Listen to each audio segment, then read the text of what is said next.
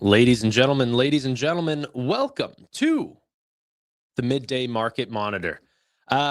In today's video, and hopefully it's good, hopefully the audio is good, everything like this, I just switched my browser because I was actually a Microsoft Edge user for a while because I found that it was so much quicker than Chrome, but then it just died on me. I literally couldn't play a single video. I had to switch to Chrome, and I'm not mad at that, but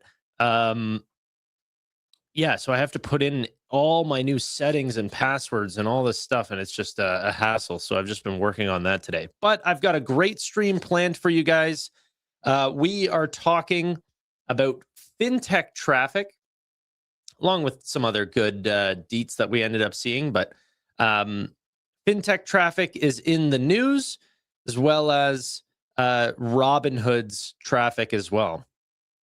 So we'll take a look at all of that information. Should be lots of fun. All right. And of course, I have to continuously add these new accounts. It's going to drive me nuts.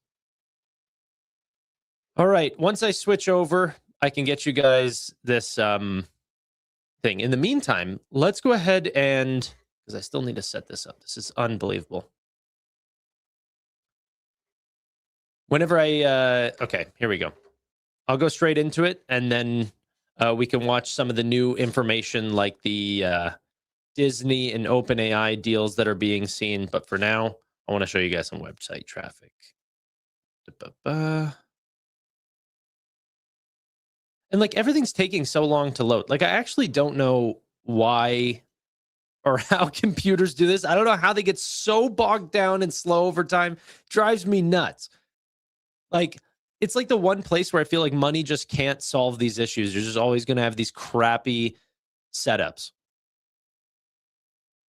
Anyway. Okay. So here is fintech traffic. All right. What we are looking at right now is all the different companies: SoFi, Robinhood, Chime, Nubank, Coinbase, PayPal, Venmo, Cash App, Upstart, Lending Club, and Ally.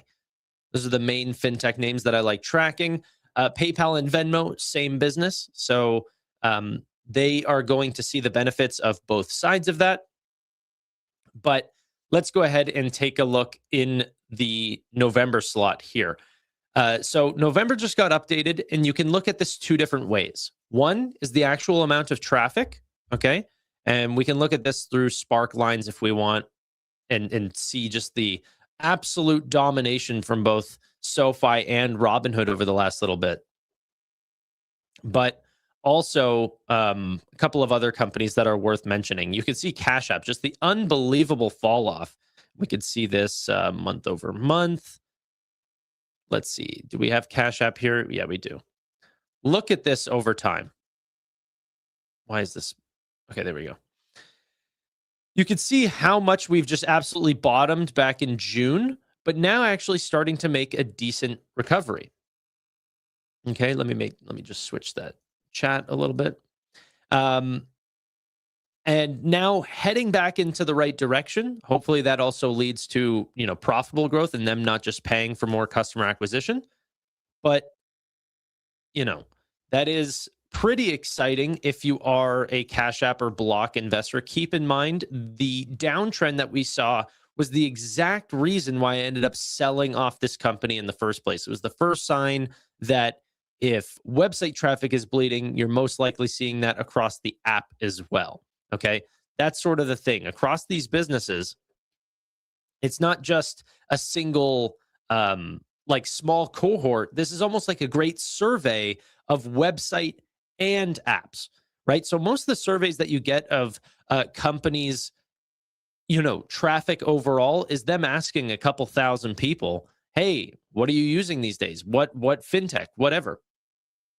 A website traffic indicator is almost like a survey. Obviously, these are app-first fintechs, okay? So you're not getting the full insight of how much these companies are growing, but obviously, the website traffic here, as we see it, does replicate sort of what we're seeing across SoFi in general.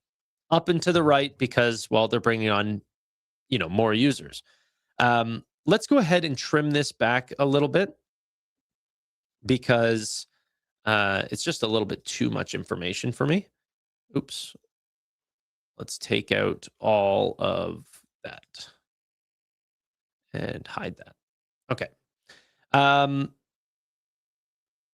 So if I go to month over month now, this is sort of where they've been over the last year. Okay. Now, October and November, which are two of their highest months, both of them, like November is not as October, and even on a daily basis, it's not as high as November, but it still is higher than any other month that we've seen previously. So we're seeing two record months in their quarter that is, currently unannounced. Let's also trim this back because I want to see October as well. Okay. There we go. So now you can even see that similar decrease happened in October to November of last year as well. All right. Let's go ahead and take a look at Robinhood's as well, which is pretty stunning. Look at the October's month over month. This is why it's such a less cyclical business. And you're actually seeing how this company has performed over time. 31 million visits to then going to 48 million. It is such a difference in the October to October numbers for Robinhood. Then even in November, 38.7 to 38.6 million is definitely less, and we can see that in website traffic as well. There was also a lot less trading days for Robinhood this month, only 19 trading days this year, versus October that had, I think, 23, which does make a pretty sizable difference, okay? So 4 extra trading days on roughly 20. Yeah, it's like 20% of, or sorry. Yeah, I'm right? 4. Yeah, that's a 20% cut. Yeah. So pretty interesting there as well. We can also just double check on the daily traffic. Daily traffic did decrease a little bit to 1.29 versus 1.55, but that's not trading days. These are overall days in the month. 21%. Okay, cool. Yeah.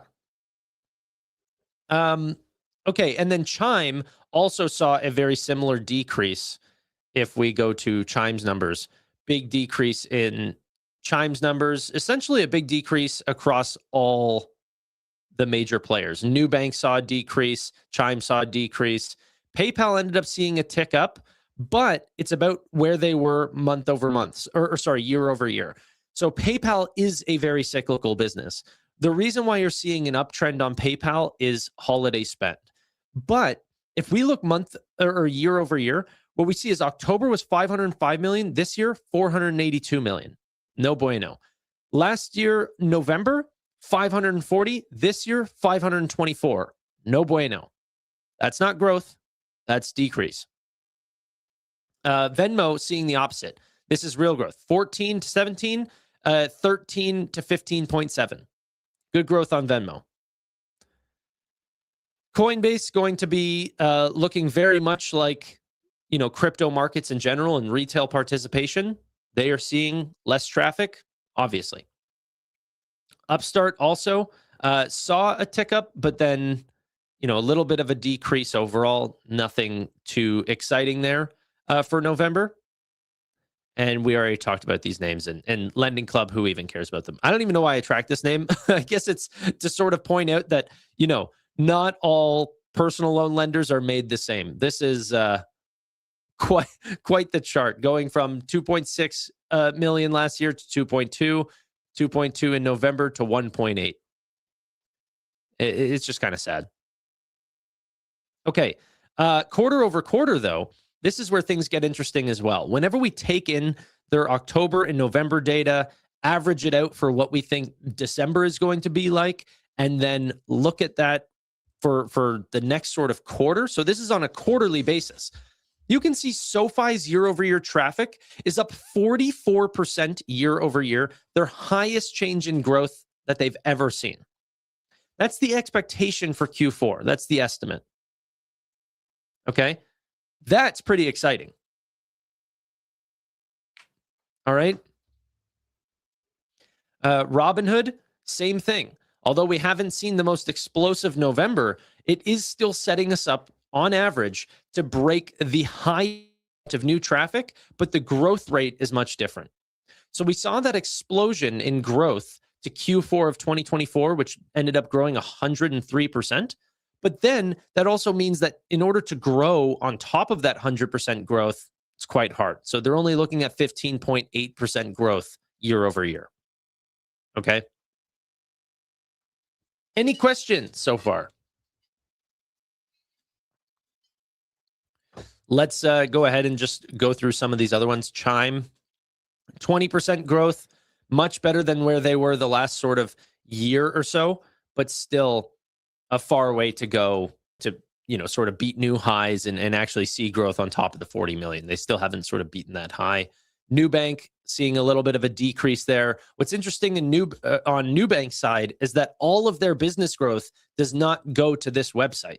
So, on the other businesses that we've looked at, we're looking at SoFi.com, Chime.com.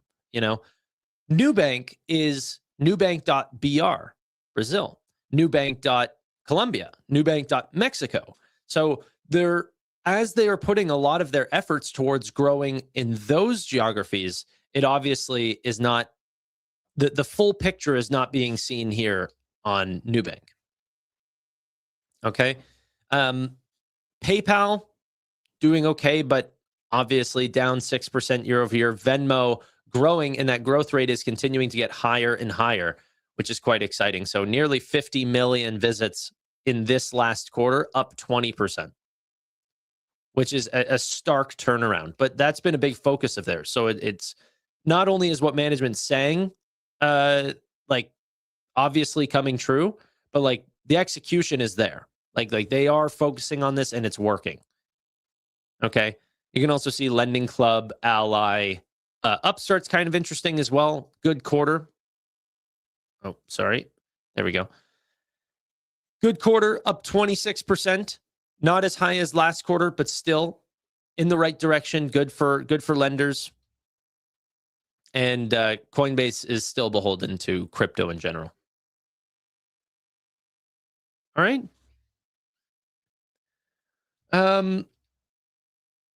What was the SoFi government traffic all about? We're not really sure. Could be a student loan lending product for verification, these sort of things. But I'm not 100% sure. Okay. Let's go ahead and we will talk about Hood's traffic here in a second, but I just want to watch a quick video on Bob Iger's comments. Well, we'll sort of listen to this in two parts. So I want to listen to this part, which was the original announcement, and then I want to hear about what Bob Iger had to say. And I think Sam Altman was also joining him there as well. Okay, let's make sure this has audio. Let me know if you guys can hear this. This is on a new browser, so yeah.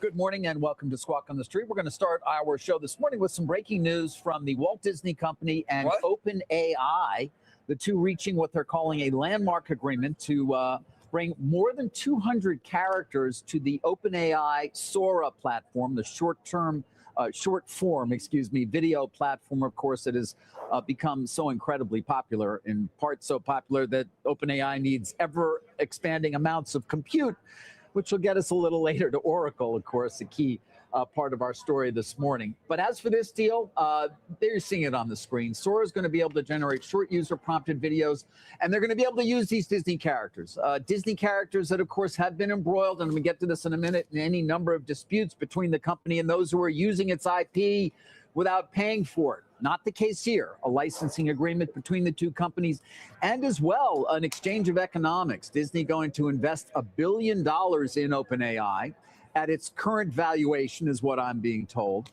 as well as receiving warrants over the course of this 3-year deal There, I don't have any transparency or details in terms of where those warrants would be struck, but obviously they would allow Disney to increase its potential stake in OpenAI over time. But guys, you know, interesting to see Disney making a move like this, saying this is where the technology is going. We don't want to be left out in a sense. Despite the fact that I'm sure you could imagine that in some way it threatens certain parts, well, I don't, you know, creators and things like that. By the way, I should point out that as part of the deal, certain short form videos that are created with Disney characters will be able to be used on Disney Plus. So sort of giving a platform to those who create things as well with Sora. Now, again, it is a short form video. It does not include the voice of the actors behind any of these characters that we know so well. But, you know, when you start thinking about it, I have quite off at the likes of Mickey Mouse, but I mean, you know, you think of Marvel, you think of Star Wars, The Simpsons. I mean, you go on and on with just the volume of characters available here for people who want to use them. Another piece of news this morning as well to share involving Disney, not OpenAI, is that Disney has issued a cease and desist letter to Google for its use on its short form video platform of all of these characters. Essentially, what they say, in part in the letter, is copying a large corpus of their copyrighted works without authorization, develop generative artificial intelligence models and services by using AI models and services to commercially exploit and distribute copies of protected works, and they're violating Disney's copyright. So interesting timing here in terms of those two. Not coincidence, perhaps. Deal with OpenAI, a cease and desist letter to its chief competitor, Google. Let's also watch the other video here. See, I don't know why it's lagging so much, man. Like, it's unbelievable how long it's taking to load. Like, what is this? We are now joined by Disney CEO Bob Iger, along with OpenAI CEO Sam Altman. And Sam, very happy to have you on the program, I believe, for what's the first time. Bob, you and I have done this a few times. I want to start with you, if I can, Bob. You know, just first of all, why are you doing this deal and what led to it? Well, this is a great opportunity for the company to enable consumers to engage with our characters on what is probably the most modern of technology and media platforms today. And it not only gives consumers or users an opportunity to do so, but it also is significant because in this deal, OpenAI is both respecting and valuing our creativity, both our characters, but also those that have created those characters. So it gives us an opportunity really to play a part in what is really a breathtaking growth in essentially AI and new forms of media and entertainment. Does it represent any risks for you? And, you know, when I think about it, I know the voices of actors are not going to be a part of this. It's going to be the images, Bob. But that said, your own Imagineers, those who've created, obviously, these untold stories for you that have made the company it is, do they look at this announcement and worry at some point people who are manipulating short-term video using your characters are going to replace them? Well, first of all, what we're doing here is we're licensing about 200 characters for users of Sora to create their own, basically, videos using Sora and those characters. We are not including name and likeness, nor are we including character voices. And so, in reality, this does not in any way represent a threat to the creators at all. In fact, the opposite. I think it honors them and respects them, in part because there's a license fee associated with it.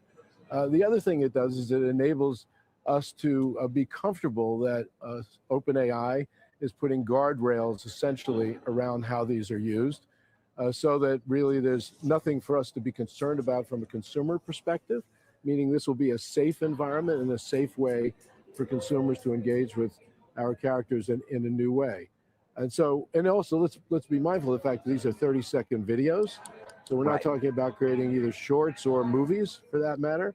And we know, because we've seen a significant amount of growth in consumption of short form video, we also think this is an era where almost everybody can be a creator of sorts.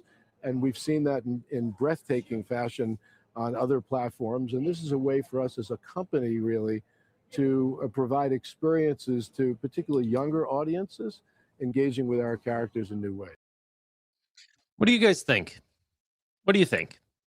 Oh, overall, I think that the amount of deals that will be coming from traditional media and traditional IP to some of the largest AI names, the ones that people have sort of thought are overblown and are buying too many GPUs and are overspending, is essentially seeing, you know, more and more of these extremely large deals going through. But yeah,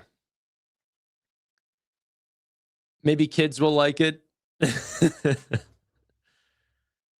I think Sora is going to dominate Hollywood. I definitely think a lot of movies are going to come with, you know, huge, like very, very big sort of AI influence, a huge amount.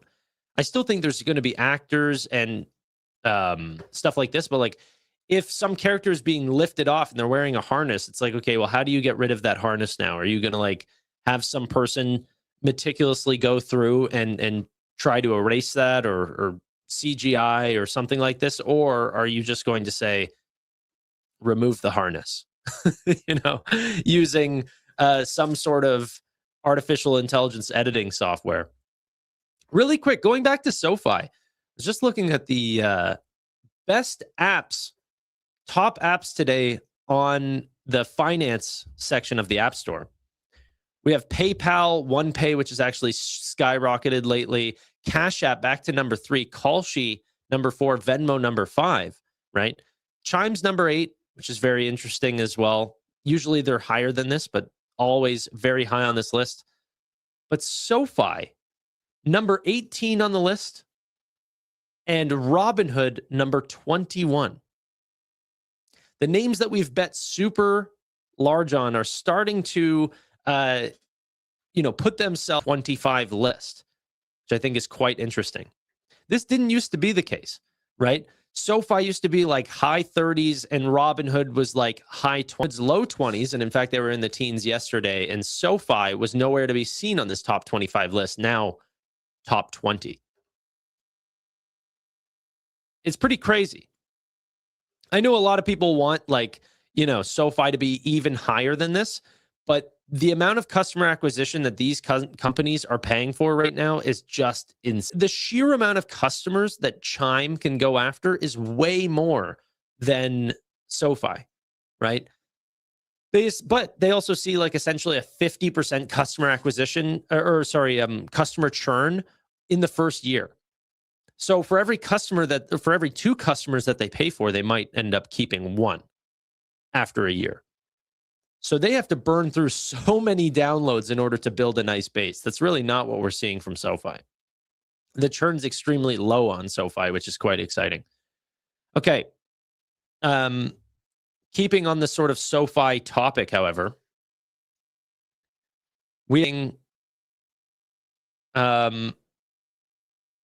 man, what's going on? What is going on?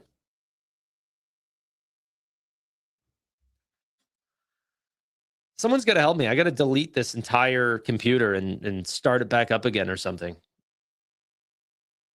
I don't know. Sorry about the lagging. But that being said, SoFi is now bringing, their international payments to 30 plus countries, including Mexico, India, Brazil, and more. So that's going to be Europe as well. But holy, what a quick rollout this was. I've seen this on other streams. No, man, it's not that might be the case, but like since yesterday, everything's just broken down. I don't know what it is. Like I couldn't watch any videos. By the way, the channel is saying that the live stream is fluctuating like hundreds and hundreds of views every second. Like it was doing this on, Microsoft Edge. I couldn't watch a video. It was just like, rotating. So I was like, okay, I need to jump off of this and find a new browser. I tried going through and checking all my drivers and everything. Couldn't figure out what the heck was going on. But yeah. Guys, it seriously is not my internet. My internet is like, I just checked. I'm getting a gigabit right now. I should not be. And then that's like, I'm doing upload speeds. I tested my upload speed while live streaming, which is not something that you should do. And it was still like 100 megabytes. Whenever I'm not streaming, it's like 900. Yeah, the problem with speed testing is I'm actively streaming. But still, I still got like 100 megabytes a second up, which is well in excess of what you need to stream in general. You need a Rivian GPU. OpenAI released a new model. Is this the 5.2 that people have been talking about, or what is this? I need to get back on OpenAI. I do not follow them enough. Yeah, 5.2 thinking. I mean, dude, that's pretty exciting.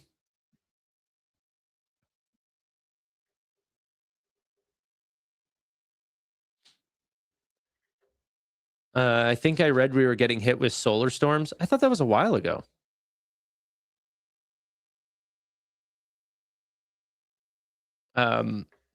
Okay. The benchmarks against Gemini 3 Pro, even Claude Opus 4.5, is looking extreme. Competition math with no tools on GPT 5.2 thinking got 100%. Is there going to come a time where all of these benchmarks are just 100% across the board?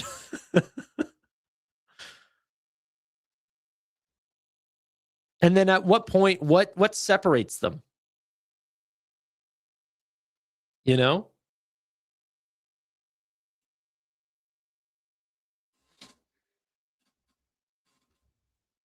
Okay.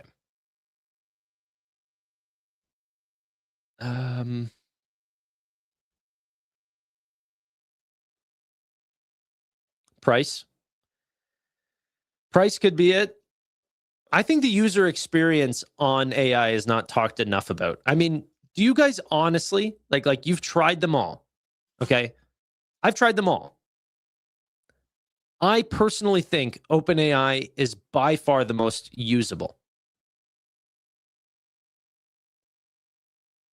And that's not based on just the quality of answer, but really the long context. That's where I think that it's by far the best. Like, it just knows me. I'll ask it a question and it'll just bring up something that I said months ago to sort of finish that answer. And I find none of the other ones do that.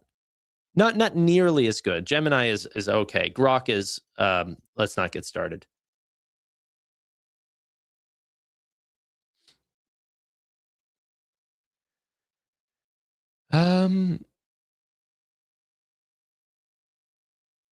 I don't really have too much of an opinion on Zeta right now. Everything that I've seen looks positive, but yeah. Okay. Let's go ahead and take a look at NVIDIA is going to host a summit on data center power shortages, or the shortage of power for data centers. That's interesting. Very curious to see that. DoorDash and Uber to sue New York City over mandate to show tip prompt up front. To show tips prompt up front. What does that mean?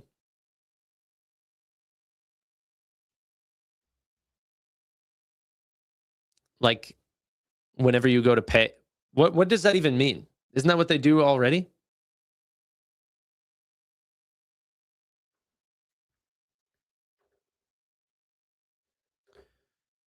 Okay.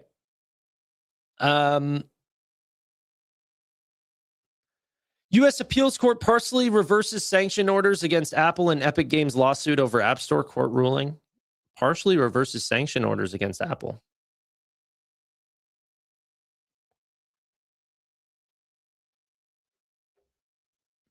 Like tipping before the ride happens? Yeah, but that's how it's done where I am. You have to give them the tip before. Or you can say no tip and then tip them with cash at the door or something like this. But I don't know how that changes anything. Okay, let's go ahead and check out Robinhood really quick. I want to show you guys what the month that we just saw was and how that can affect the next quarter earnings. By the way, okay, wait. This is my new claim to fame, ladies and gentlemen. My new claim to fame is I asked in the Robinhood earnings call, I said, hey, can you put in event contracts into your monthly metrics? This is what I said on the earnings call. They put me on. I asked, and boy, did I receive. They now show off each and every month, and they did this retroactively, so we can go back and look at the amount of contracts that were traded in every single month, going all the way back to the Trump election. And boom. Okay. So this allows me to now model out a brand new type of earnings. Let's go ahead and show you what I've seen. We can go to Hood monthly metrics. This goes all the way back to July. Okay, let me try to make this as big as possible for you guys. And we can go and look at October and November and everything. But the one I want to focus on really quickly is event contracts. So we can go back and see this type of growth, which October and November of 2024 was the Trump election. Then they didn't have another event contract for a while, 0, 0, 0. And then it started back up again. Okay. So this is 300 million contracts, 200 million contracts, 300 million, 400 million, 300 million, 300 million, 1.7 billion, 2.5 billion. And now where we are today, 3 billion contracts. Look at these last 3 months or 4 months, 0.3, 1.7, 2.5, and 3. Okay. I'm so happy I asked for this because it's going to give us so much insight into a huge category of their business. Remember, they take a penny per contract. Very, very easy to do the math whenever we know this type of information. So let's go back. If we go ahead and take a look at all of their earnings, we can model out what next quarter might look like. I ended up taking October and November and then multiplying it to sort of assume the average for December. So nothing, I'm not assuming anything spectacular. I'm just assuming the average between the 2 months. This brings us out to $622.4 billion traded on equities.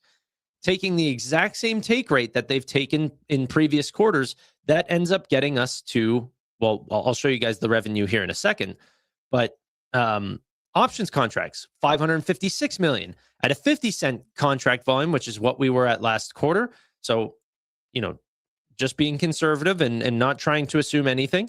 Okay. Crypto notional volume. This is now broken down into 2 different segments. We have their Robinhood app crypto at the take rate that we know it's at. And then we also have Bitstamp notional volume, which continues to grow, and at their amount, which is only 0.04% because it's institutional trading for the most part. Event contracts. This is very interesting. And no, I did not take the average for this. I added just slightly more than the average. And honestly, I should do a lot more than that, because the truth is we got 2.5 and then 3 for the last 2 months. So let's go back. 2.5 and then 3, 20% month over month change. And that is going after, 2 other months of massive change before that. So it's looking very, very good so far. Huge growth. There probably will be more growth in December and not the average of the 2 months. What's more likely? A 2.75 billion contracts traded in event contracts, or something like 3.2? I think it's probably going to be something like 3.2. So keep that in mind. I did a little bit of extra, and what did I put it at? I don't remember. Something a little bit higher, which equals out to $73 million. $73 million for this quarter just on event contracts. Last quarter was 23 million. The quarter before that, 9 million, 3 million, 6 million. Like these are tiny numbers. Okay. Look at the growth year over year. I know it went from a nascent product to actually bringing in something, but still it 11x or essentially 12x, right? This has tripled 200%, essentially a triple, right? Just quarter over quarter. Massive growth here. Okay. Let's go up and then look at what this means for revenue. Options are looking like, if we take that exact same take rate, the exact same amount traded, everything along those lines, we're looking at $278 million on options. We also see cryptocurrency doing $218 million. Equities, $81 million. And then other, which is event contracts and outbound external instant transfer, right? Outbound instant transfer, OIT, at $128 million. Event contracts today, after being out for 1 year, is doing 73 and potentially a lot more. I mean, it could be 80 million. Like, honestly, if December comes in really strong, we have new sport events. It could be very exciting. However, that's almost the exact size of their entire equities business. This is how big of an opportunity event contracts actually are. And we're just getting started. Now, there's a lot to consider as well. Whenever a market is this big, can you continue to take a single penny for every single contract? Most likely not. So if what I expect is going to happen is that we 1000x this platform, and I mean, honestly, 1000x, I don't think that the rate will be 1 penny. I think it's going to come down. I think it's going to come down to something like what you see for equities and stuff, like just a much, much lower take. So I don't know. We'll see.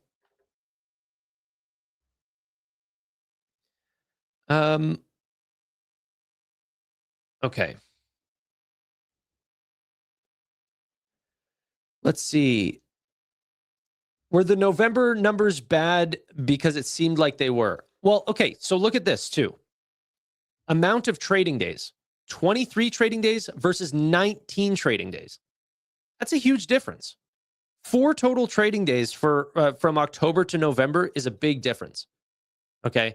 So although the numbers are worse, you need to look at it from the daily average revenue trades. Okay. This does not look as bad. So if we zoom in a little bit, this does not look nearly as bad. 3.1 to 2.7, 1.4 to 1.3, 0.6 to 0.6. Still one of their strongest months of all time. Okay. But it was only 19 trading days. They are beholden to how many days they can actually trade in.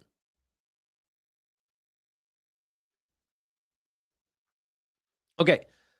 Let's take a look at the markets and go from there.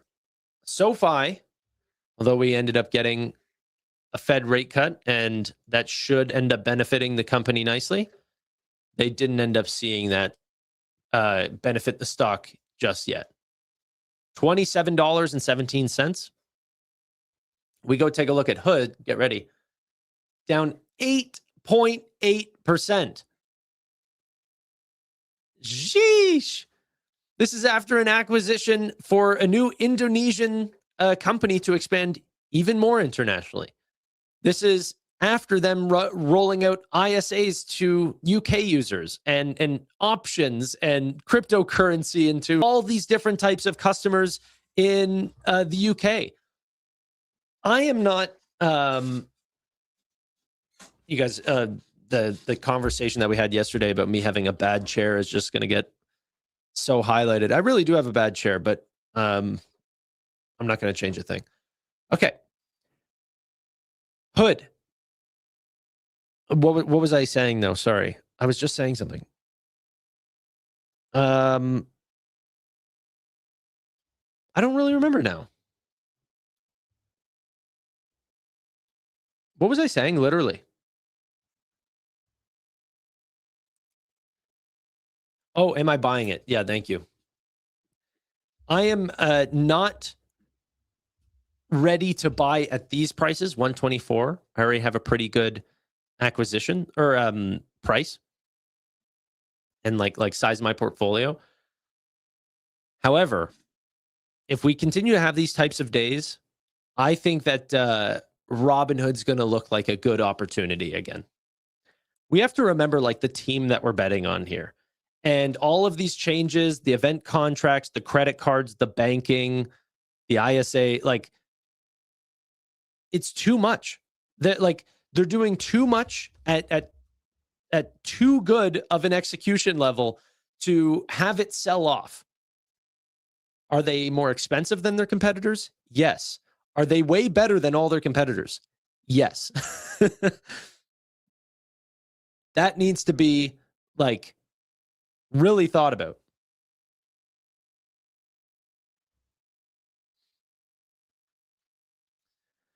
Jay Steve says, "What's up? What's up, man?"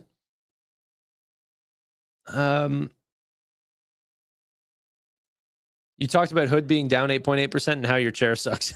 Well, I know that I remember talking about my chair sucking. I was trying to get back on topic. That part I forgot. A bad chair will make you crabby. It's true. And then I got to go outside and shovel, you know. It's unreal. Canada sucks. I honestly, I don't know. I sort of think about it sometimes where I'm like, oh, you know, it sucks that I have to go out and shovel. But then like other places in the world have like real natural disasters. And Canada honestly doesn't really have any natural disasters, which is kind of nice.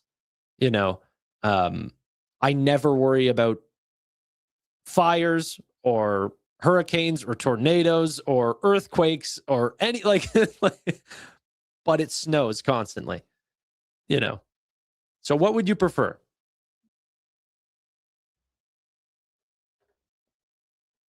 Yeah, but a bad economy. Okay, well.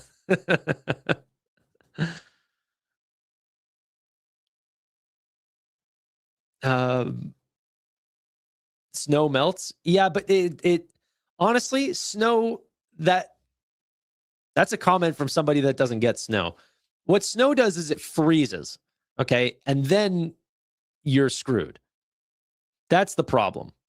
It's not the snow melt. Like if snow was easy to handle, then we would just never shovel and we just wait for it to go down. But then if the temperature drops and then there's a layer of water on top and then it goes back to cold and then it freezes, then you just have a block of ice 8 inches thick everywhere.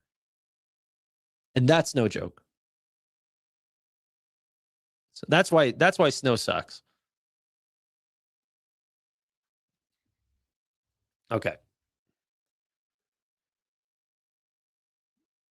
BMNR down 3.2%, $39, holding up strong.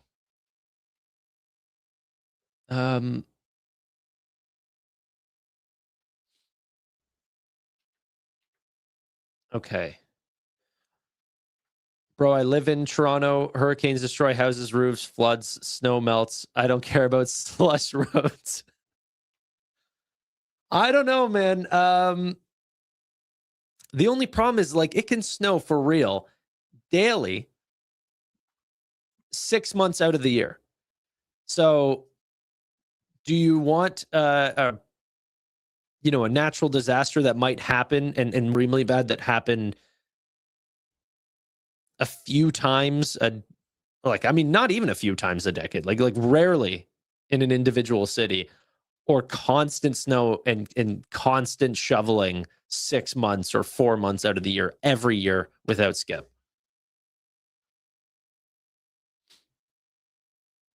I lived in Florida. Now I live in the south of France.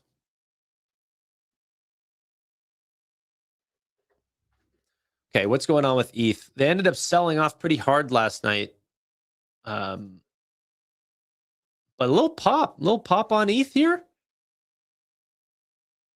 All right, is this going to sustain? Are we going to head back to 3,400?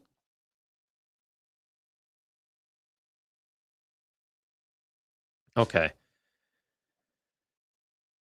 Uber and DoorDash. Yeah, no, I saw that, but I still don't even know, how that's like what that even means for them. You guys don't get prompted to tip whenever you put in an Uber Eats order? I promise you I do.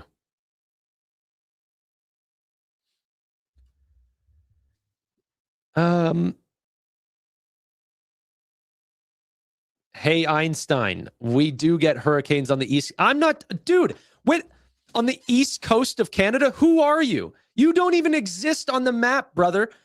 Whenever I say Canada, I'm specifically talking about Toronto. Everything else might as well be wildlands. You don't exist, okay? I'm talking about me. Who are you? Back to SoFi, back to Ethereum, east coast of Canada. You're like, you call yourself a Canadian? You're not from Toronto? There's 2 places. You could be from Montreal, or 3 places: Montreal, Ottawa, Toronto, and you know what? Vancouver can come too. The rest doesn't even exist. Living in your log cabin with your axe, and you have to cut firewood to get heating in your house. You're back a century. How are you watching this live stream? Canadian Civil War.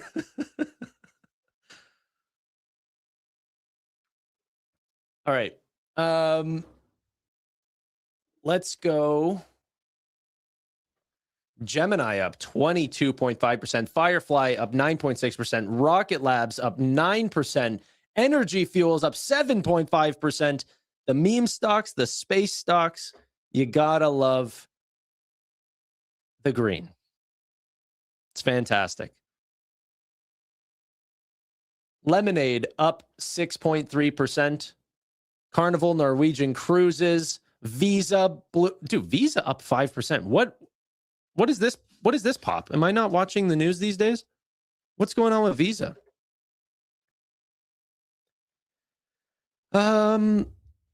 Just an upgrade from Bank of America. Robust fundamentals and stablecoin potential for Visa's business. No, I think Visa is going to do well. I've changed my stance on it quite a lot.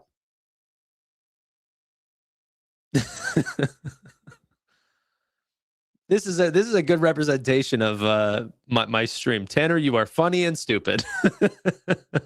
Happy to have you guys here. Thanks for being here.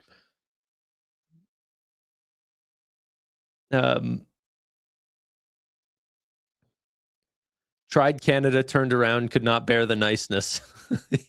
We're not all nice up here, I guess.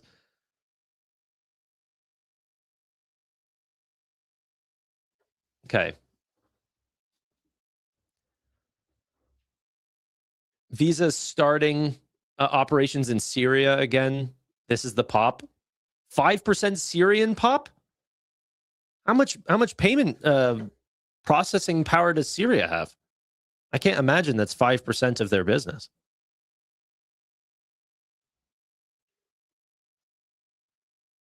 All right. Well, still good. Oracle down 11.5%. Look at this. This touched 186 in the morning. Absolutely disgusting. I think the sell-off is definitely not warranted. And the fact that NVIDIA is down 2%, and at one point this morning down to 176 on news that Oracle was spending too much on their chips blows my mind. NVIDIA cannot catch a break, man. I swear, every day that they make $1 billion, the stock sells off another 1%. Like, there's got to be some math that isn't mathing here.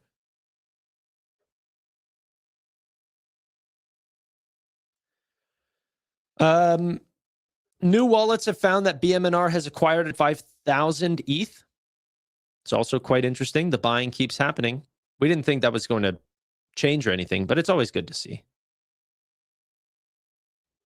Okay.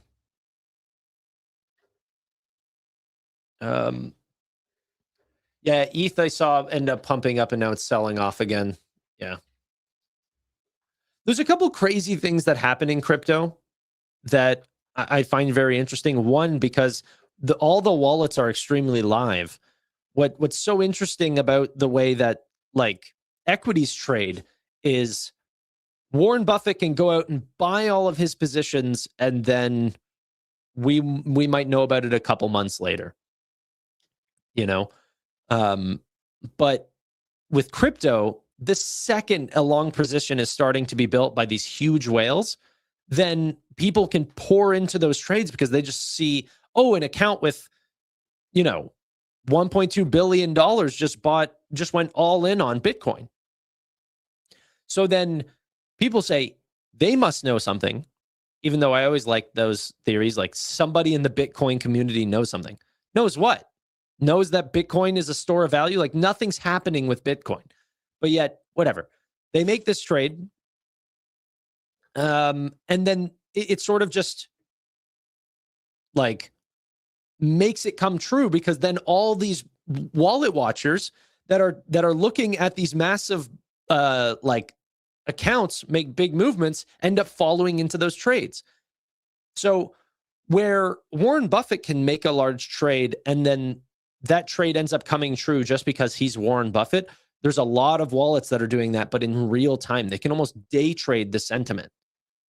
So it's very weird that you can see these types of spikes and then immediate retractions, which was honestly probably a very large account coming in, people following him, and then he just sold it. Like, I mean, it can happen like that. It's very weird.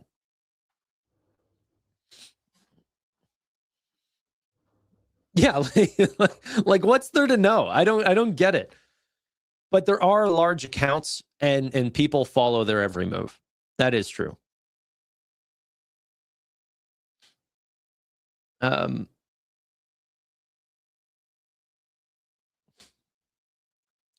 Guys, my dad is a fictional Japanese guy with 1 bazillion Bitcoin. Yeah, but you know, even if your dad, like, Satoshi could only bring negative sentiment now. Like at this point in Bitcoin's life, the only thing that he could do to affect Bitcoin's price would be sell his Bitcoin that he currently has in his own wallet, which I think is worth like $130 billion or something. It might even be more. What could he possibly do to affect, in a positive way, the price of Bitcoin? And by the way, I think that Satoshi is Hal Finney and he's dead. And that's why we've seen absolutely zero movement.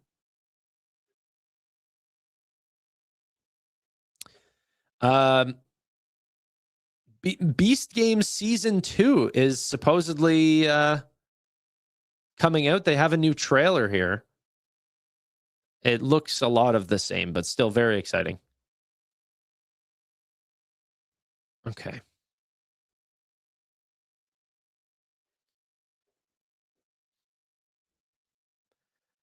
Let's see. Quantum hack Satoshi's wallet. Yeah, but like, what would it even be worth? You know, I think that some of the quantum hack stuff is like a little bit interesting because it could only cause like, you could just ruin the game for everyone else if it does happen. You're not going to get cash for Bitcoin after a hack. It's like interesting whenever people go, oh, X billionaire has this many billions of dollars in his stock. It's like, all right, good luck getting the cash for that. The second you start selling bazillions of dollars of your stock, it's not going to hold up at that price. People are going to go, okay, well, Mark Zuckerberg's having a fire sale at Meta. I'm no longer going to hold it.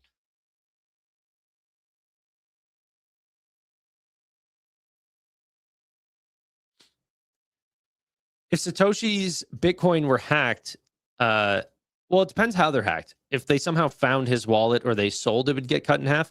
If it was like some sort of quantum encryption break, I don't think it would get cut in half. I think Bitcoin would go to zero. Why would you hold something in a wallet and in a value that someone can just come up and take your stuff?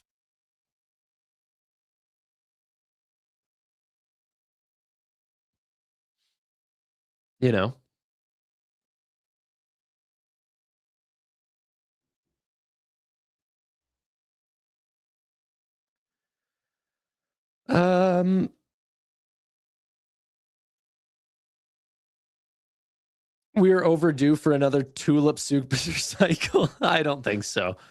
Yeah,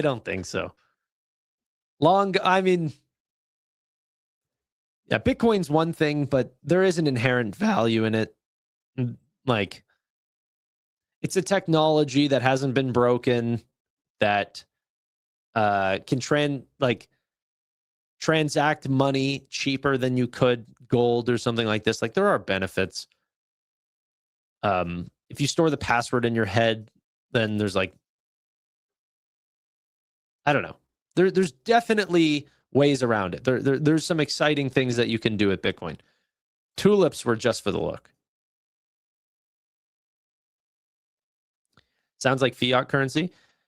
Yeah, but fiat currency, like there's actually a lot of conversation going on around debanking and stuff right now. There's a lot of people who have gotten into crypto because they were worried about potential debanking.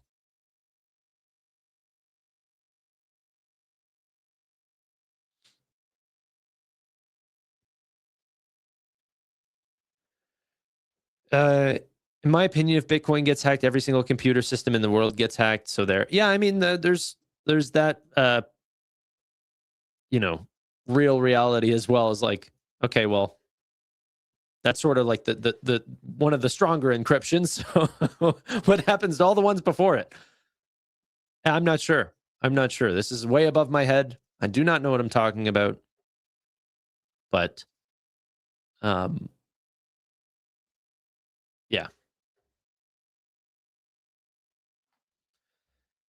The best benefit of Bitcoin is that we can lose all our money if we get amnesia.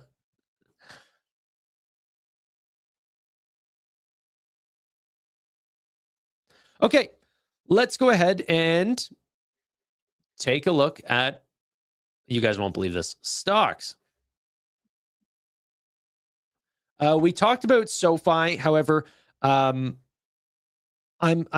sort of comprising all the things that they've updated in the last little bit. It's been crazy. L1 options, the SoFi Smart Card account, which obviously has some people, not very happy with what they're doing there. But we have to remember, the old SoFi Plus benefits of just like, hey, I want high APY for direct depositing. You can still get that. This is sort of a new benefit that they're trying to offer people. And the amount of new products that they've been rolling out, L1 options, crypto trading, multi-accounts, so individual and joint accounts are now available for the same customer. SoFi Pay with the now 30 plus countries, that's out now. SoFi USD is coming next month. International instant transfers just came out last month. Co-borrower personal loans, Smart Start student refinancing, interest first personal loans, all of these are brand new. Galileo's doing very well with co-branded card programs that are not fintech or banks. They now have new private equity funds and individual private investments like Epic Games, like Stripe. Those are pretty interesting. I think they've had SpaceX before. So whenever they go public, that'll be quite interesting for the people that did take allocation on SoFi. You'll be very, very rich. And then Cash Coach as well. AI Coach is coming hopefully soon, but Cash Coach is now really SoFi Relay. And SoFi Relay just got a big upgrade. Smart cards now out. There's been a lot of stuff in what is like a 3-month period.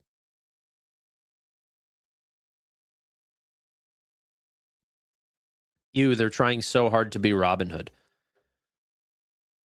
What does that even mean? They're trying really hard to push out new products? I mean, in that case, I hope every company that I have is trying so hard to be Robinhood. I hope every company I hold is trying so hard to innovate.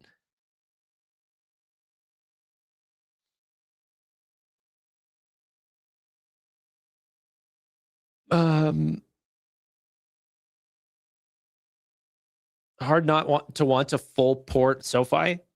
The thing that stops me from full porting SoFi is whenever I go and look at chips and artificial intelligence and, that sort of space.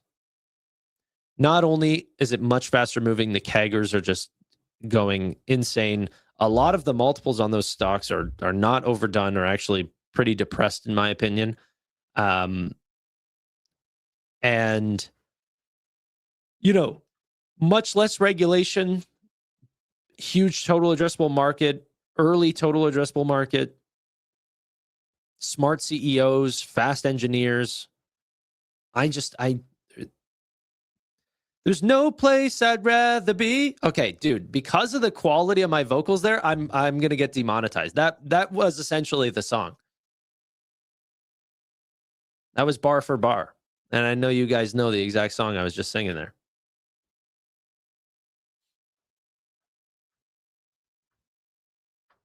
What does this even mean? You know exactly the song. I couldn't name you the song. Flagged for copyright. Thank you.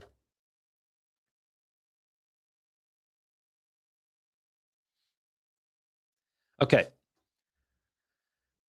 Try to sing again. Not on command. It's going to come out randomly. You're never going to know when it's coming. One day I'm just going to hit you. Bow. And then it's, Celine Dion, maybe one day. Maybe the next day. I don't know. I couldn't think of literally one other person.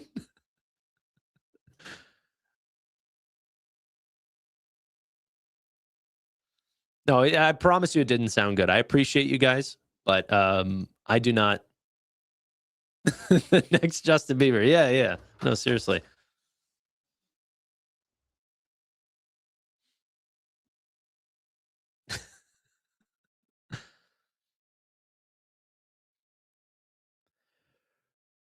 Prediction market when Tanner will sing.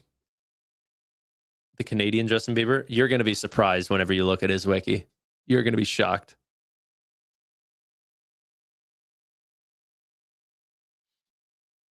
Tanner, are you in VG? No, I actually, I don't know what it is. I always find that whenever I'm investing, I like to make money. I'm kidding. So I buy things that work. No, I'm just kidding. I know nothing about the energy export. I'm having a good day. I'm in a positive mood. But yeah, VG's been getting beat up. And I don't know what it is. And maybe there'll be another day where we just end up having another massive swing. But the fact that it most recently touched under $6, like today, $5.87. I might need to take a position, but we all know I'm not going to.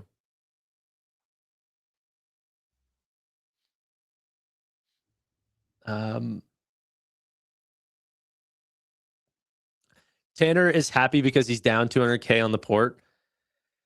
Like,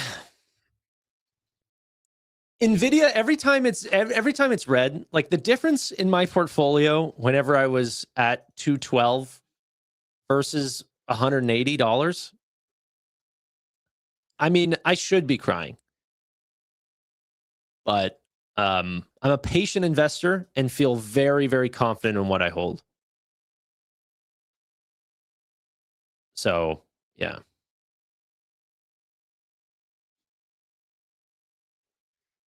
Okay, let's see. What's up with Hood?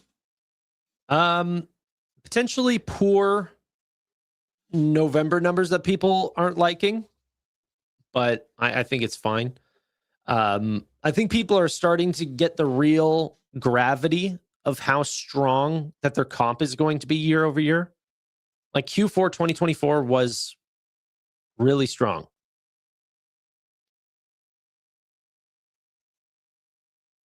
But yeah, I traded way less in November. I think a lot of people did.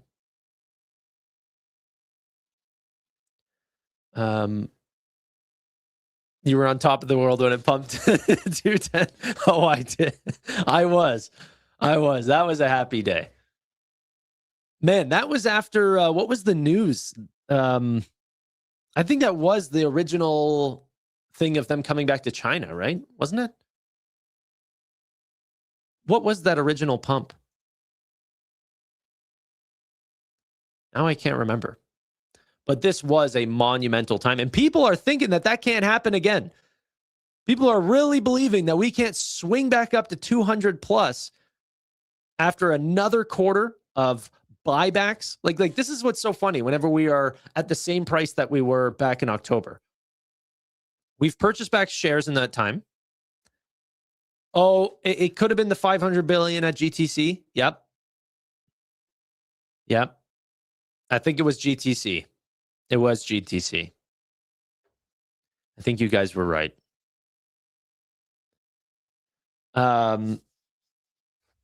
But we ended up seeing, more buybacks since then, more customers. The AI space has doubled down, not the other way around. The market sentiment is changing, but like even Oracle, like whenever we see all these companies, which people are getting fearful of, they're not saying anything differently. They're saying, hey, we're going to spend more because we see a lot of opportunity. Nebius, I think in an internal memo is, still projecting to do 700% growth in 2026. You think they were like, all right, where are we going to put our fingers? 700. They are seeing the amount of demand from their customers. I use artificial intelligence a lot more today than I did the other days. Or like let's say a year or 2 years ago. That's more tokens.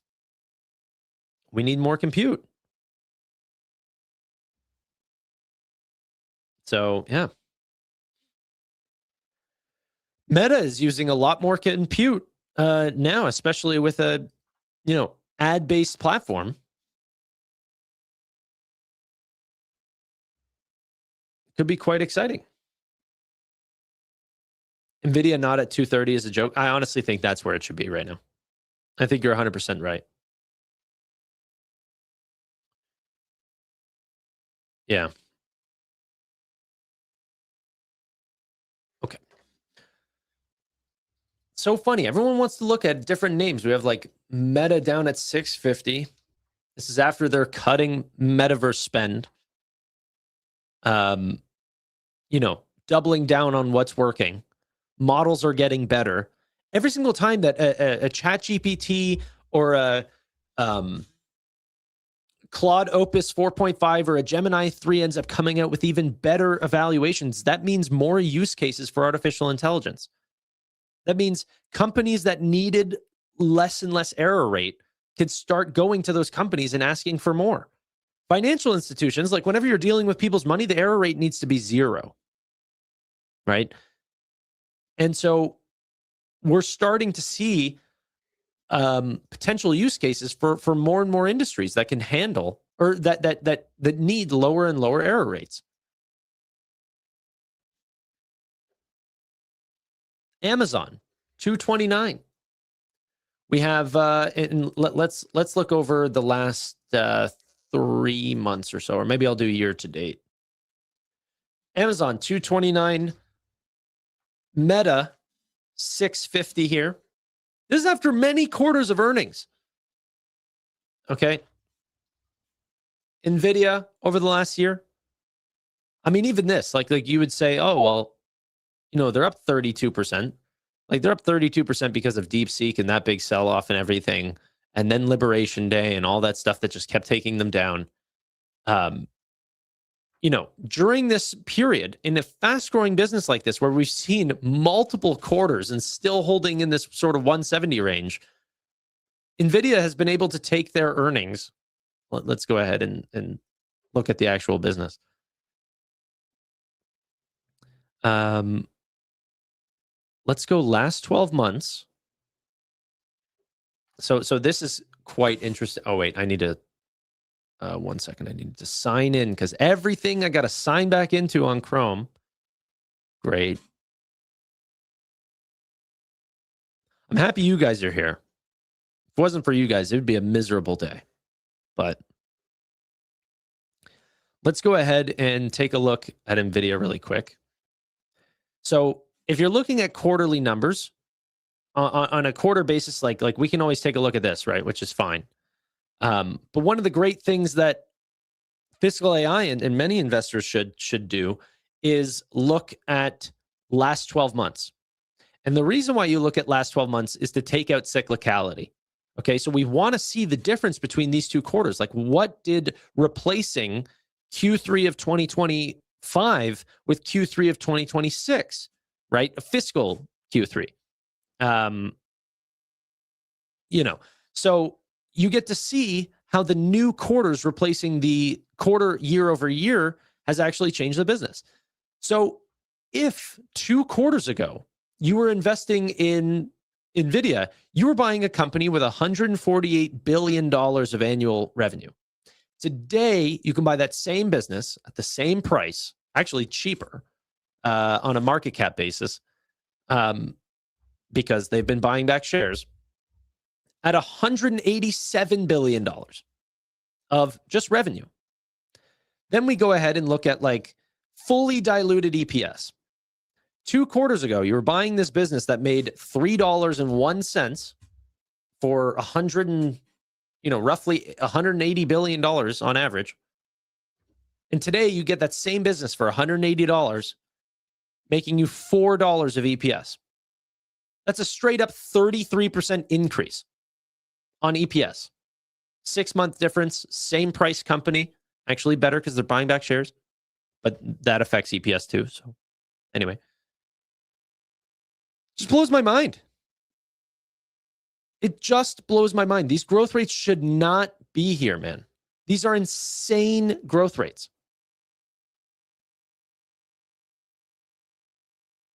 I don't know.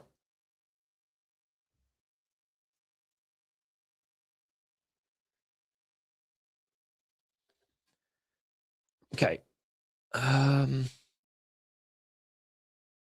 You said you're in a good mood. I am in a good mood. I'm in a good mood, but the browser issue and the internet stuff, everything is trying to tear me down, but ain't nothing gonna break my stride. Ain't nothing gonna pull me down. Oh no. All right, I'm gonna get DMCA'd again because that was perfect. I tried a lot less there. I felt like I was gonna be judged.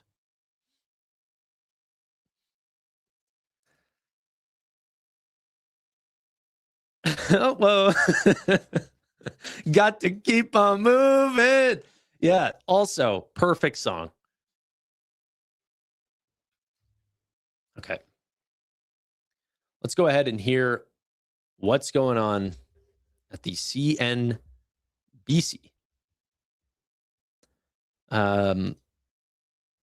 Let's hear about this ChatGPT 5.2 models. Front. Let's get right now. More breaking news on the ChatGPT front. Let's get straight to Mackenzie Sagalos with the details. Mac? Hey, Kelly. So OpenAI has just unveiled GPT 5.2, which it's billing as its most advanced frontier model yet for everyday professional use. Better at things like long, multi-step tasks, such as coding, spreadsheets, document analysis, with far fewer hallucinations, according to the engineers who built it. Now, it's rolling out both in the consumer chatbot and via the API for enterprise customers. It also lands, as you said, on the same day as a new billion-dollar investment and Sora content deal with Disney. Fiji Simo, one of OpenAI's high-profile hires out of Meta, told a small group of us a short time ago that this recently declared Code Red is actually a normal part of the company's playbook, essentially marshaling resources around one key priority. Simo said that this release has been months in the making. But I will say this, Kelly, under the hood, Code Red, this new phase of the company, looks more like incremental tune-ups than moonshot bets. GPT 5.2 is a faster, smarter update, but it's not GPT-6, and it's not the kind of step change that we saw with Google's Gemini 3. It's also not immediately obvious how $1 billion and a couple hundred Disney characters in Sora really change that core model race that it is fighting against Google. But Altman actually made the case on our air this morning that the real bet here is on owning more of the stack, including an in-house AI chip that he says should drive down the cost per token. That's currently our best proxy for what it costs to run these models. Kelly? What else would you add, Mackenzie? I just logged on to see if I can use 5.2, and I don't see it yet. I also noted that I thought Sam's Energy, maybe I'm reading too much into this, but was a little flat in his interview earlier today. I mean, these are the two big announcements that they've made since declaring this Code Red last Monday in that internal memo. And we're seeing a $1 billion equity investment, which is a drop in the bucket compared to the $1.4 trillion worth of compute commitments that Sam Altman made. And then we're seeing an incremental update to the model. Now, they say that this does still beat Gemini 3 on some of those key benchmarking tests, especially where agentic AI capabilities are concerned. But people are looking for something bigger. This is their 10-year anniversary today, and they've certainly come a long way since those roots as a scrappy research lab. But I think that people are looking for more on the product front. And what I will say with Sora is that this is still a gated experience. It is very expensive to run, something that Sam Altman was asked about on our air this morning. And he made the point that it's a freemium model. People will pay for the kind of video generation that this new partnership will lead to. But keep in mind, Kelly, this is not an exclusive deal. Bob Iger teased at the fact that only one of the 3-year commitment that this IP content deal entails will actually be exclusive to OpenAI. So there's a question as to whether other players like Google might ultimately strike a deal with them. Yes, they're at the cease and desist phase right now, but that could lend itself to a formal partnership.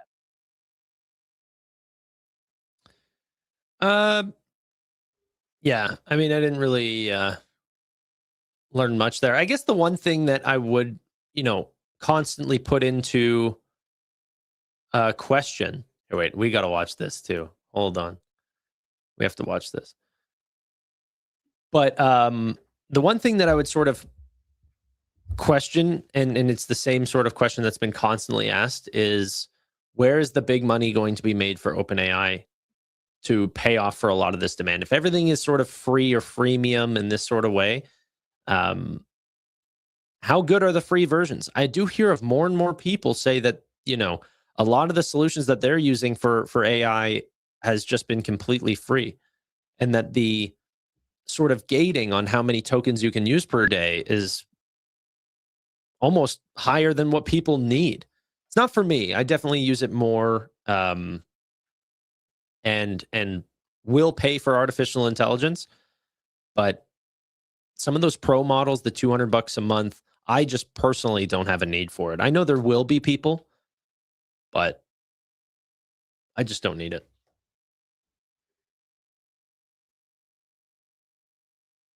Okay. $1 away from all-time highs on the SPY. I'm seeing a little bit different. Oh, no, you're right. You are right.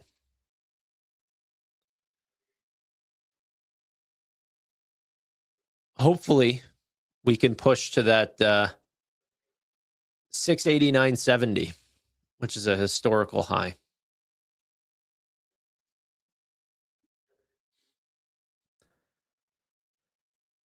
Ring the bell if we hit it? Sure thing. I still don't have an actual bell. But here, let's hear from this really quickly. A lot of content creators are going to be displaced by AI. I'll be the judge of that. Disney are hired today after they struck Oh, okay. Well, that was good. musicians and writers. AI.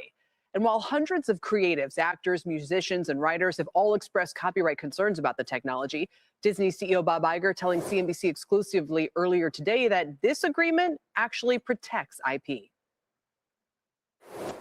We're licensing about 200 characters for users of Sora to create their own. This does not enhance them. Sorry, I've already seen this. I'm going to skip to this. CNBC contributor and author of The Disney War, Jim Stewart, and Julia Borston. Welcome to both of you. Julia, out in Hollywood where you are you hearing anything yet about this deal? I'm hearing that it's very savvy. Disney, by all accounts, has the most valuable intellectual property, the characters that are worth the most. And we even heard that from Sam Altman today. These are the characters that his users want to have access to the most.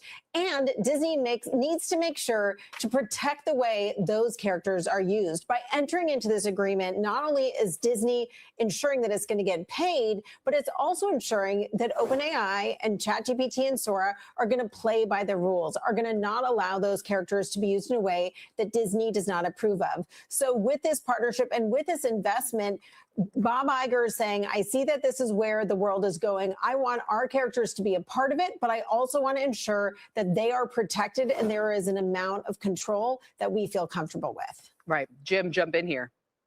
Well, I think it's a very smart move by Disney and very forward-looking, and I think it has profound implications. I mean, they're putting a toe into the water of a whole new market area, which is user-generated content. I mean, people will be using AI to make their own movies. And so that's moving into the TikTok area, the YouTube area, the self-created content. And this gives Disney a toehold in there. They've also got a stake in AI. I can understand why the creative community is very worried about this. I mean, AI was already a threat. Now Disney has a stake in AI, and it's a big consumer of AI and will probably become an ever bigger consumer. There's no question that AI is going to displace a lot of content creators.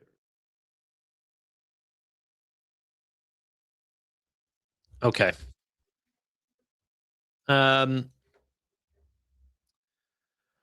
All right. I think that's about it. It's not the busiest day for me. Really quickly, let's look at the calendar for earnings. We have Broadcom, Costco, Lululemon, and Restoration Hardware tonight. I'm going to be not live, I don't think, but following many of those names. I hope to be live later on tonight, but honestly, guys, I don't know.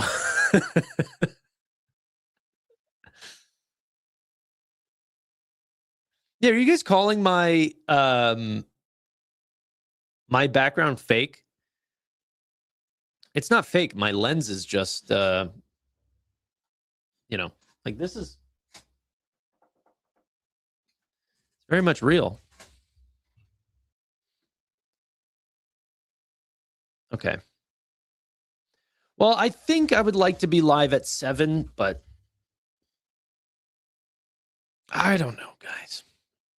I don't know. Is over the streaming stuff? No, I just want to do 1.5 hour streams and get more videos out. I don't know. Yeah, it would be Eastern Standard Time if I do it, but the globe seems dusty. No, it's not dusty.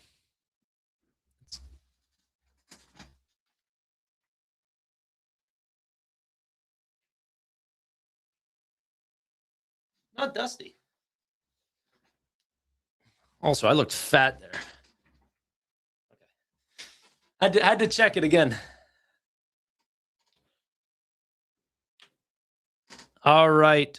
Welcome everyone with the code RED. Code RED, yes. What, did Steve stop streaming while I was getting up and being fat in front of the camera? Code Red. Code Red stream ended 36 seconds ago. Welcome, welcome, welcome, welcome. Yes. We were just I was just in the midst of I was going to sign off, but what do you guys want to talk about? At least Tanner has pants on. Yeah, I put them on just because I knew I was going to stand up. Most times it's not even underwear. It's just, you know, swing low. I wouldn't do what you do. Much appreciated, Tanner. Thank you. Really appreciate that expressed. Do you like Intel? Just balls and ice. I tried to click on the "Do you like Intel" comment, but the comments are moving so fast that I clicked on one that just balls and ice. Yeah, I don't care too much for Intel. I'm not saying that they're going to be in a bad position at all. I'm sure they're going to do just fine, especially with a little bit of support from NVIDIA. But I like buying the more expensive, fast-moving names. And my days of buying, you know, more of the value picks, the more oversold names, like, it usually has not worked out for me, as well as buying the best names that people consider are cheap, but just get, you know, quote unquote cheaper. Okay. Here, I just saw this video just popped up on my timeline. Oh my gosh, dude. Why? Like, by the way, I only try to follow people that are, you know, content related, and yet still X will serve me these videos that just scare the living crap out of me. I mean, this is an actual nightmare. Really hope that this man has made it. I think he actually does. I think it said it in the thing. But that's and he live streamed it from his perspective. That is scary. Let's see. He freed himself from the plane before deploying his main chute and landing, suffered minor injuries. Okay, yeah, so he had 2 parachutes. No, he's not dead. He's alive. Okay. Yes, welcome. Code Red, everyone. Code Red. We had kind of, you know, talked about everything that we would talk about today. I wanted to talk about SoFi, Robinhood, their monthly metrics, their fintech traffic, where they're ranking in the app stores, all of that looking very, very good for SoFi. SoFi is actually higher than Robinhood right now on the App Store, 18th place, which is pretty high for them. Robinhood, 21. Even some of the account changes, people are selling off Robinhood because yesterday they talked about their accounts ended up going down, but 280,000 of those accounts were in an escheatment rule, okay, which essentially means that these were extremely low dollar, non-active accounts that Robinhood just cannot continue to count over time. It actually means that their average revenue per user ends up going up because you're getting rid of all the users that are not trading and have no money in their account. So what you're going to see is that although they're, you know, you might have a slight decrease in users, that part doesn't matter. The real metrics that people are tracking is average, you know, assets under management per account and average revenue per account. And escheatment actually increases those rates because you're getting rid of all the people that are doing nothing for the company. And the next event too, this is what's amazing too. I really appreciate you bringing this up because the Yes No event is talking about, you know, prediction markets and AI in their field. And we ended up highlighting their prediction markets. Prediction markets probably in the next 6 months, like it's not even going to be long at all, maybe even less, is going to be bigger than their equities platform. which is what made Robinhood to begin with. Like prediction markets right now is on track to make about $75 million this quarter. Their equities are on track to make about 80. That's crazy.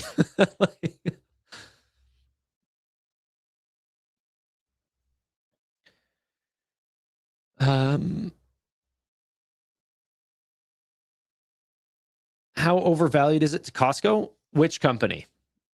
Robinhood? Costco seems expensive to me because companies are allowed to be expensive. But to me, I've had a much easier time buying expensive names with really high growth and expanding margins. Costco, people aren't really buying it for the high growth or expanding margins because, you know, they don't really have those things right now. What people are buying it for is the sustainability. Like, hey, if I put this in my portfolio and never look in 40 years, it's still going to be doing well. Buy a fund. I don't know.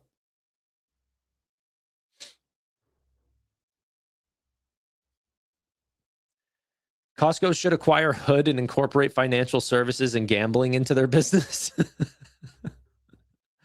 Costco, gambling in bulk.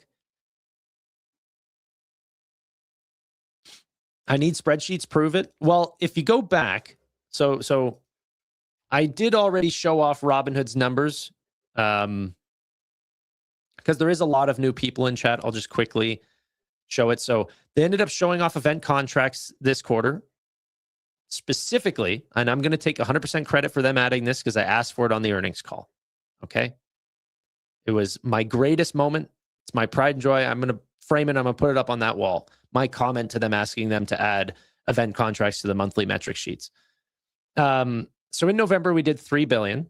We know the take rate because it's very, very simple. They take 1 penny per contract. 3 billion contracts, $30 million. Easy. However, if you were to add up October, November, and then also try to, break out what you think December is going to be. And by the way, I was very, very conservative. If you were to actually say, hey, you know what? Where is this? Monthly metrics. And they end up bringing in something like 3.5 billion. Okay. And then we sort of look at, I know I could do this in a range, fully aware. Don't need your guys' the spreadsheet junkies to come out at me. Actually, you know what I'm going to do? I'm going to do it properly. Okay. This is how I should do it, but I'm just being lazy. There you go. Okay. So 9 billion is what we really could see. If you think it's going to be something like 3.5 billion next month, like this would be December, right? So that's what that would come out to be. That's $90 million of revenue next quarter. And what did that cost them to make that revenue? Nothing? Is nothing the answer? Like an extremely high margin. Well, their entire equities business for next quarter is roughly looking like it's going to be $81 million. Okay. $81 million for all of their equities platform. That's pretty freaking exciting. I don't know, guys. I could be wrong. But from all the monthly metrics that we end up seeing, it's pretty easy to get how much equities volume they're going to do, how much options volume, crypto volume, Bitstamp volume, and now options event contracts. This company is looking stronger than ever. The only difference is the comp. Okay, the comp is going to be hard. So if you go ahead and take a look at their revenue over time, if we just take revenue, oh gosh. If we take revenue and make this into a chart, and I don't know where my mouse is. Okay, there. Let's switch this. So this is revenue over time. And then whenever we want to add on,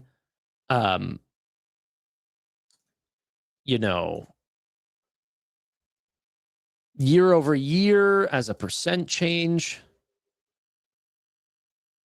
Oops, sorry. There we go. So then we want to add on year over year and make that there. Sorry, I'm literally building a chart live. I apologize. And right axis. Okay, there.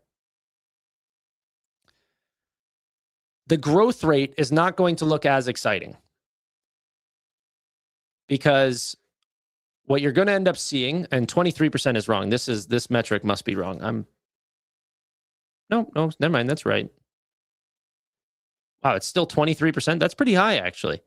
But it's going off of a year that's after 115%. Oh, sorry, the chat is blocking that up.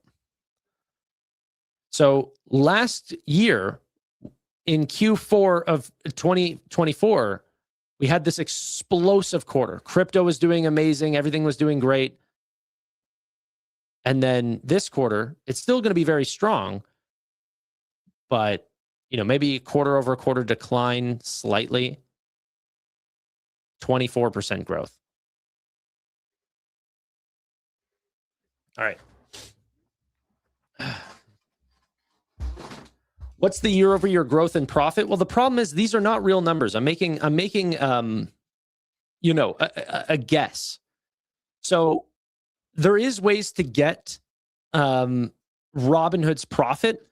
They do operating expense assumptions, but even then, I would be making too many guesses to know individual segment profitability. They don't really show off gross profit or breakdowns of cost to serve each product. So it's hard for me to get a real profit number for you, as it is super easy to get their revenue numbers because they show off literally, like we've already seen 66% of the quarter. Those are all the numbers we need.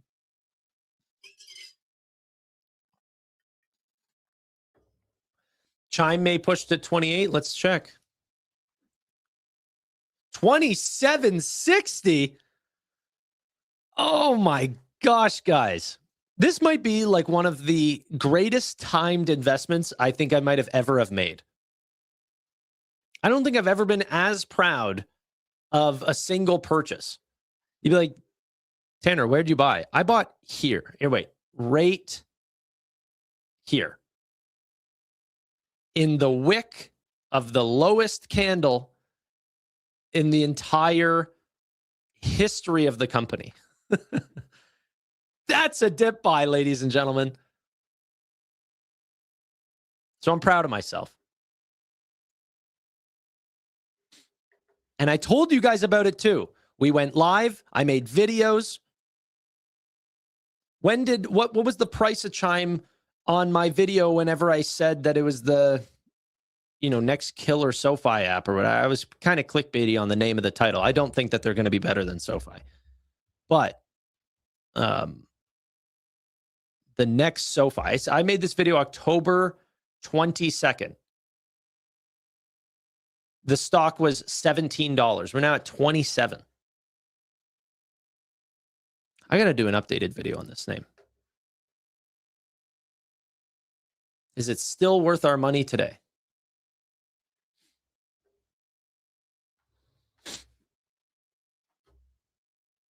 Okay. I'm up already 35% on it.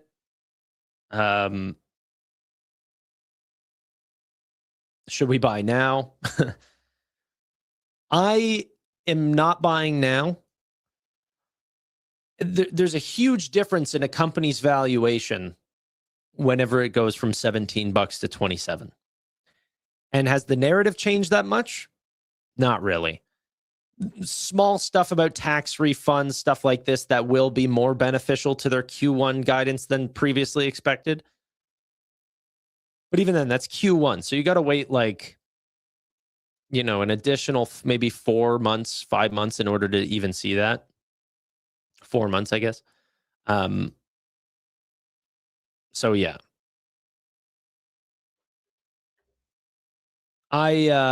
I don't think it's necessarily the buy that it was back then. It was a screaming buy.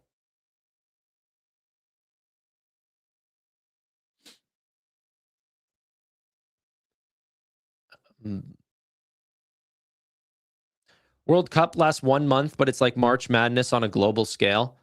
So are you saying that prediction markets are just going to be like insane? When is the World Cup?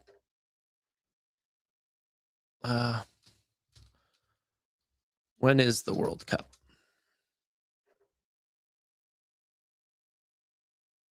June 2026. Okay. Bullish DraftKings.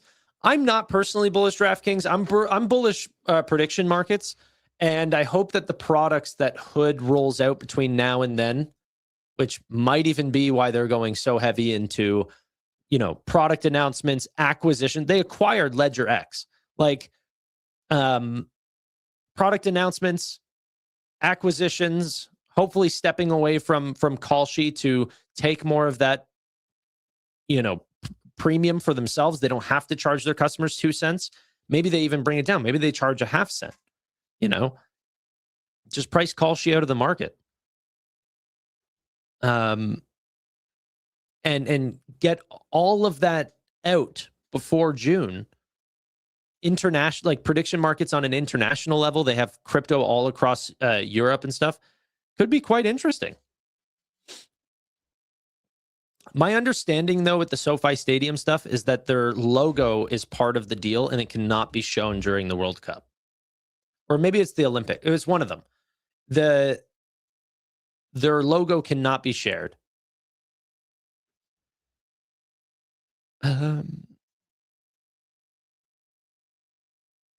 Interesting. SoFi's 5% on groceries are not counted for Costco or Sam's Club because they are warehouse clubs. Really? That would be extremely disappointing.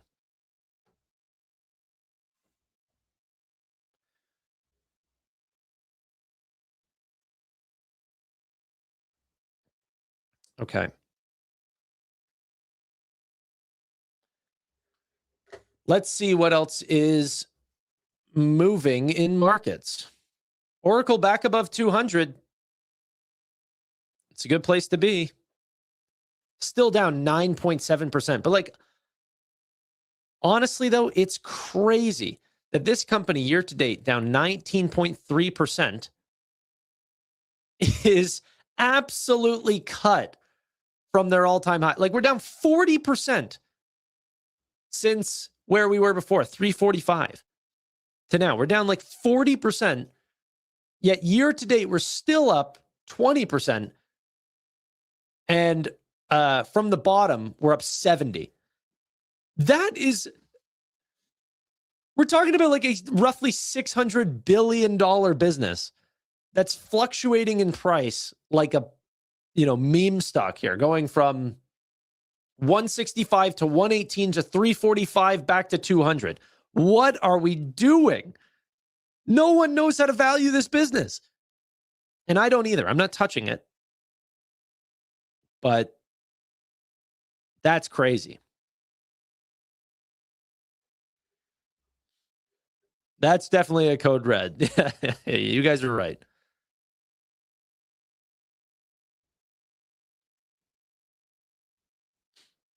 Chime or SoFi? If I had to pick, it would definitely be SoFi. Chime for me was just an instant, I still think there's upside, just way, way less than where it was at the bottom. But essentially the way that I saw it is that this stock was going to rush back up to $30, $35. And that's probably where it should have been valued in the first place. The IPO came in at a little hot, but then from IPO, it was priced at $40, $44. And then got cut down to $16. That was such an overreaction to no news, Then we went from 16 to 27. Do I still think there's a little bit of upside? Yeah. But, big difference from buying it today. I don't know if it's the same sort of value, but yeah, I was going to make a video this fintech startup or whatever, this SoFi kill or something like this. I'm going to make some clickbait name. You guys understand. We're all on the same page. Is up 40%. Then I had to adjust in my notes. I'm like, it's up 50%. Now I'm going to have to adjust, say it's up 60%. That's crazy. But I will sell one day. And just for you guys, I'm going to rotate those profits probably into names that I think are, well, not just for you guys, but I was going to say into SoFi and Robinhood. But I don't know. Maybe I'll rotate it into whatever I think is nice that day. That's the other thing too. I'm not like, I don't sell off my existing positions to buy these types of names. So it's not like I have 40% of my portfolio in this name and then watched it go up 60%. Like, I did buy a little bit of the business, and I'm happy that it worked out, but it was still sort of in the trade size of my portfolio, and I don't have high conviction in the name. So I'm not rotating massive amounts and you know, trying to call the bottom. But it always feels good whenever it works out anyway. Tanner, did you see the announcement from NVIDIA Summit about the data center power shortages? Yes, I did. I don't know what it necessarily means or like what they're going to say there. My understanding is that if you do have any form of a power shortage for these data centers, that your main focus should be on, you know, performance per watt. And whenever you do look at performance per watt, you need to essentially just go more towards NVIDIA.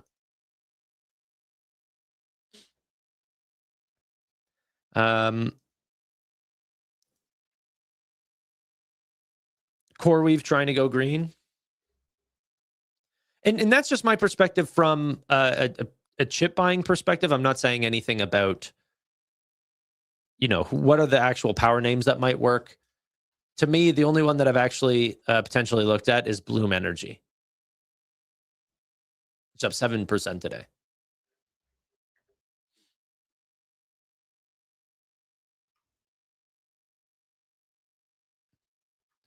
Wait, what? No, that's cap.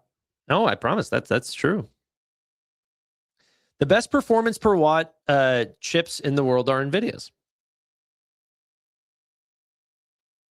That's a fact.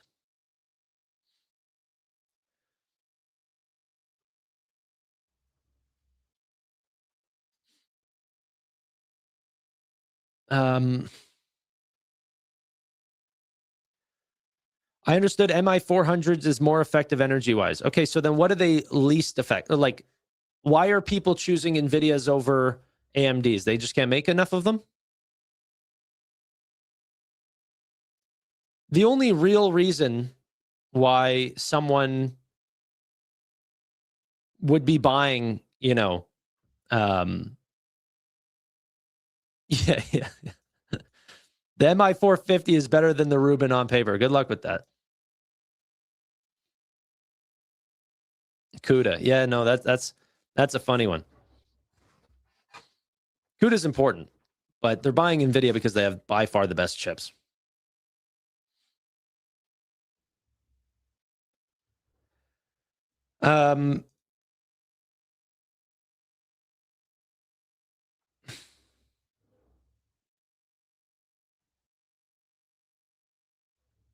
Time ranked Chime #1 for finance for world's best finance and bank brands.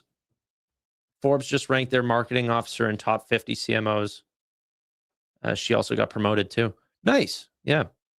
Chime gets a ton of publicity. I always see that.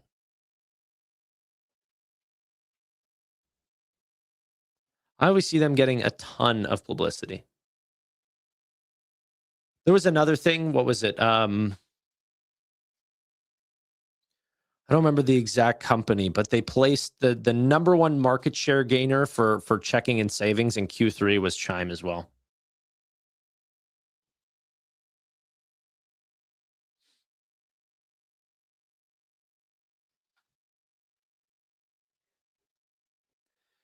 AMD's ROCm is compatible with 90% of NVIDIA's code, and the MI450 is legit better than Rubin on paper. All right, then AMD should be a lot higher than where it is today, and NVIDIA should be much lower. But we will see. I'm not going to bank on it. were there new SoFi monthly metrics? SoFi does not put out monthly metrics, only Robinhood. Ladies and gentlemen, thank you all so much for watching. I was supposed to end it a little bit earlier, but then we got the little Steve bump, so I stayed. But appreciate you guys.